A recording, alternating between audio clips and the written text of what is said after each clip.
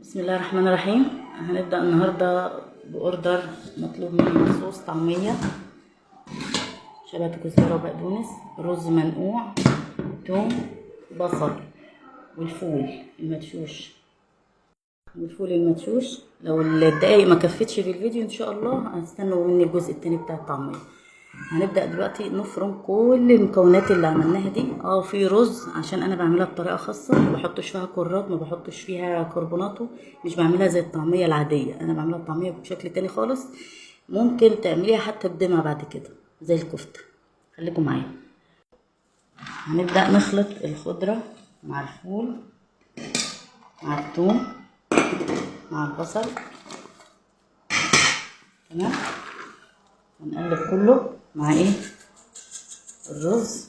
بعد ما فرمناهم